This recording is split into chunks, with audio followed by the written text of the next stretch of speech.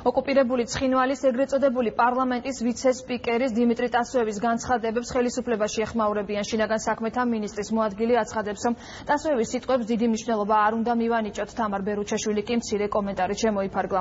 როგორც ცნობილია, ტასოევმა მადლობა გადაუხადა საქართველოს ხელისუფლებას ეგრეთ წოდებული სამხრეთ ოსეთის დამოუკიდებლობის ფაქტობრივი ცნობისთვის. სურს მადლობა გადაუხადო საქართველოს საგარეო საქმეთა სამინისტროს იმისათვის, რომ მან თავისი განცხადებებით საოკუპაციო ხაზთან დაკავშირებით ფაქტობრივად აღიარა სამხრეთ ოსეთის დამოუკიდებლობა. თუ თბილისი ამას გააკეთებს დე იურე, შევძლებდით ერთობლივად შევდგომოდით ჩვენი ქვეყნის საზღვრების დემარკაციას და დემილიტარიზაციას, რაც მოხსნიდა ბევრ კითხვას, განაცხადა დიმიტრი ტასოევმა.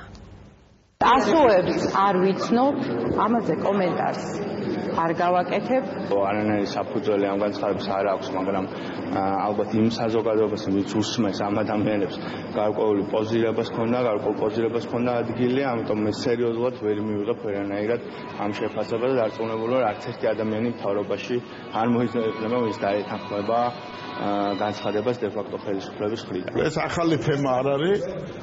პერიოდულად ხან ტასოევი, ხან ჯიევი ამ საკითხებზე საუბრობდნენ, ვფიქრობ, რომ განსახილველიც არ არის საკითხი, ვინაიდან ბიზნეს წრეებში არსად სერიოზული კომპანიები არ ეხილავენ არანაირად ურთიერთობას ოკუპირებული ტერიტორიების დე-ფაქტო ხელისუფლებასთან.